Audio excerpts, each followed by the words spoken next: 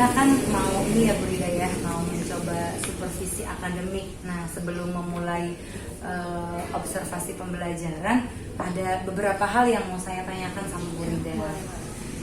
Kalau boleh saya tahu, Bu Rida akan mengajar materi pembelajarannya apa ya Bu Rida ya? Pembelajaran Tentang apa? IPA sama bahasa Indonesia. Oh, IPA dengan bahasa Indonesia. Oke. Materinya apa ya? Materinya tentang manfaat air bagi manusia, hewan dan tumbuhan. Nah, kemudian saya mau tanya sama Bu Rida, kira-kira tujuan pembelajaran dari prosesnya nanti itu apa? Kira-kira ya, tujuannya apa saja? Tujuan pembelajarannya itu biar apa sih, siswa itu mampu mengidentifikasi,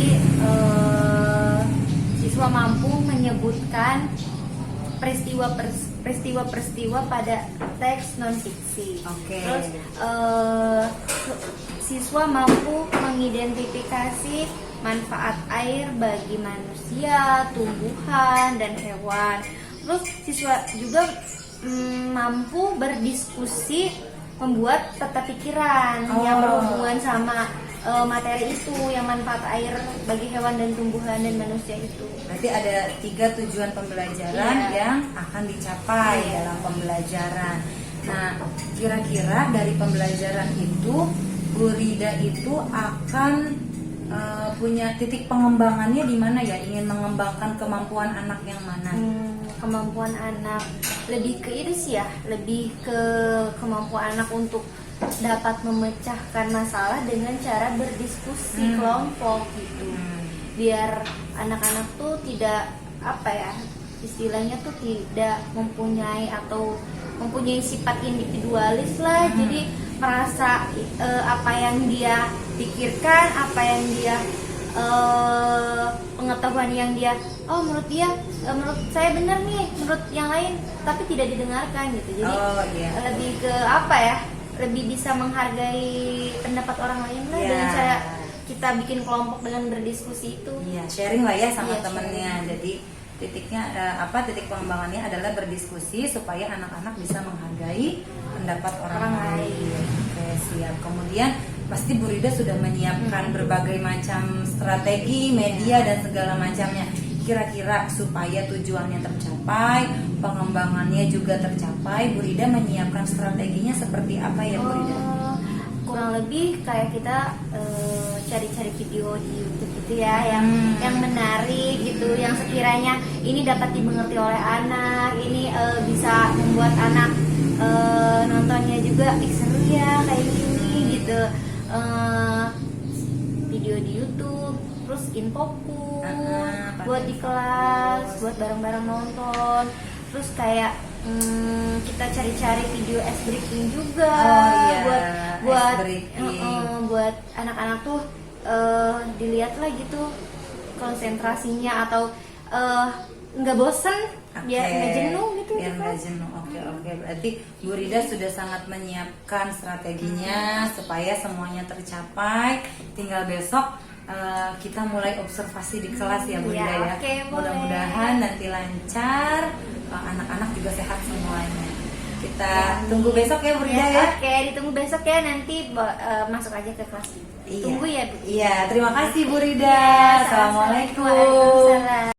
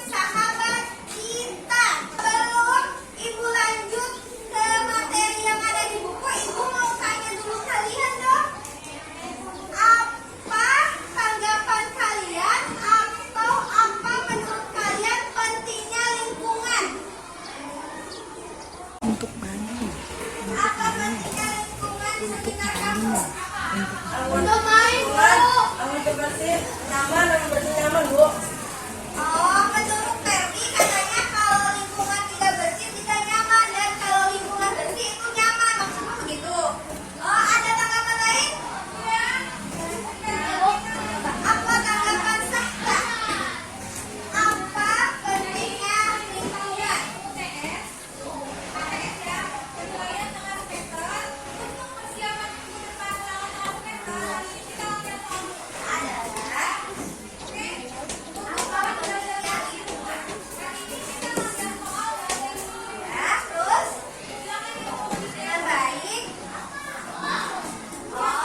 Menurut Sahla, pendapat Sahla, lingkungan adalah lingkungan kita harus dijaga dan harus membuang sampah pada tempatnya katanya. Benar atau salah? Ya, lingkungan sangat berguna untuk makhluk hidup.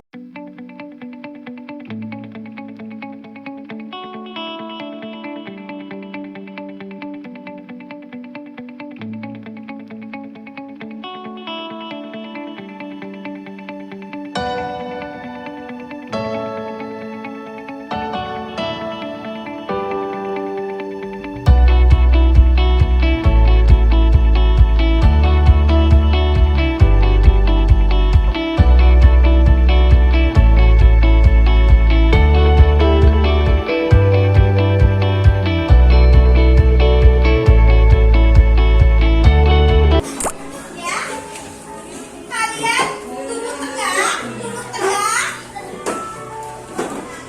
Telapak tangan kalian simpan di bawah, di samping paha kalian. Benar belum? Disimpan di bawah paha kalian, samping paha kalian. Kalian Pejamkan. tarik nafas pelan-pelan. Pejamkan matanya. Jangan dulu dibuang nafasnya, dipejamkan matanya. Seakan-akan kalian rileks. Pelan buang buang pelan-pelan. Tarik nafas lagi. Matanya dipejamkan. Buang pelan-pelan.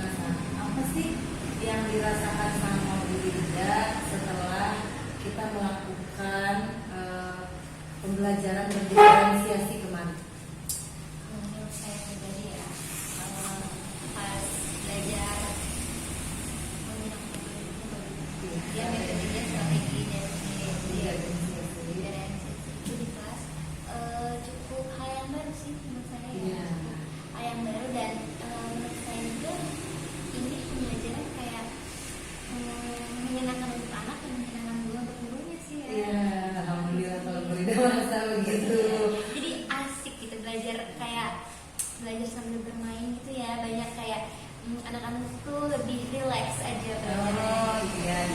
Alhamdulillah kalau Bu Rida merasa nyaman dan senang dengan pembelajaran berdiferensiasi. Bu Rida, setelah kita uji coba ya kemarin melakukan pembelajaran berdiferensiasi di kelas, setelah ini kira-kira Bu Rida punya tujuan pasti ya yang hendak dicapai untuk anak-anak di kelas. Kira-kira apa saja tujuan yang ingin Bu Rida capai? Ingin anak tuh lebih mudah berkonsentrasi dalam belajar ya. Terus selain dari itu, jadi anak tuh bisa lebih gampang mengungkapkan pendapat dengan dibuat kelompok belajar tersebut. Terus dengan dibuatnya kelompok belajar tersebut kan anak tuh lebih bisa menghargai pendapat orang lain. Terus anak tuh lebih memahami dan mengingat, lebih gampang memahami mengingat tema yang sudah dijelaskan sebelumnya sama guru. Terus selain dari itu juga kan kemarin belajar diferensiasi itu lebih banyak menggunakan video ya, kayak pembelajaran video gitu kan.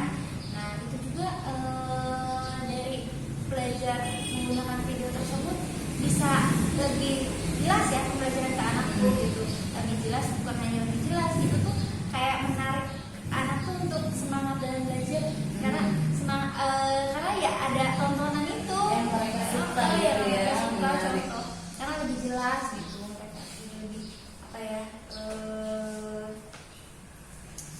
lebih Mereka lebih fokus juga Fokus ya juga gitu. melihat secara nyata di Iya, video iya. itu.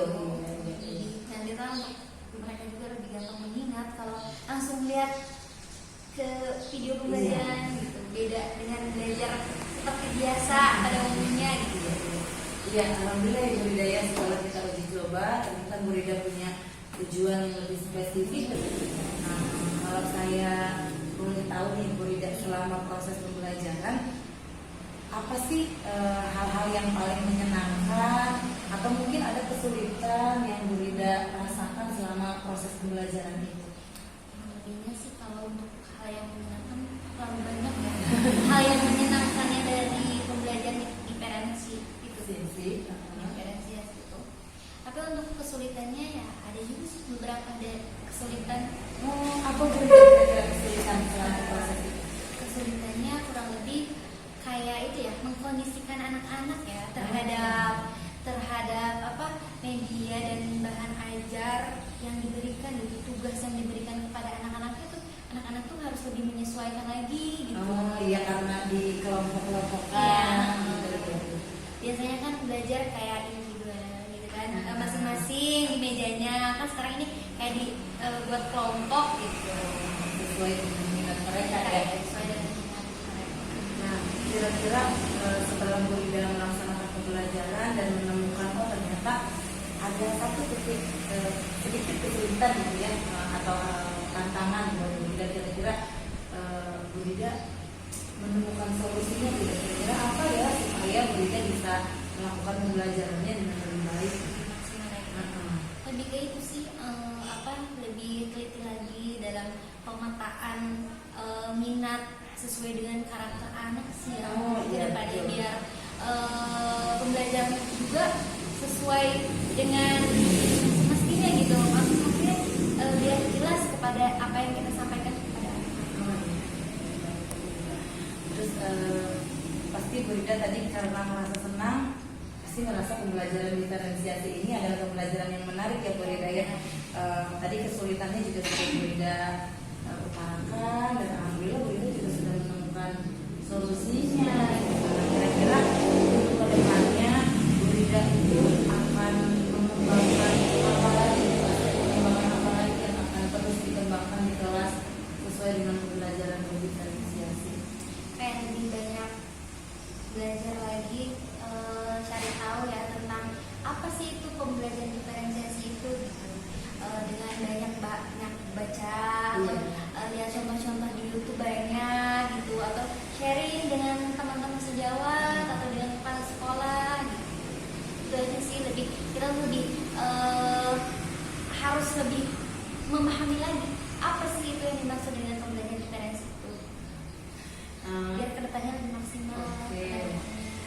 kalau dari lingkungan saya lihat ya budaya proses pembelajaran dari observasi yang saya terus kemudian kita melakukan observasi gitu ya, pembelajaran di kelas alhamdulillah Bu Rida sudah menyusun RPP-nya, terus melakukan tahapannya dengan benar sesuai RPP. Mungkin hanya sedikit ya kesulitannya, dan mudah-mudahan solusi tadi bisa apa ya membuat Bu Rida lebih berkembang lagi gitu ya, memaksimalkan pembelajaran berdiferensiasi itu.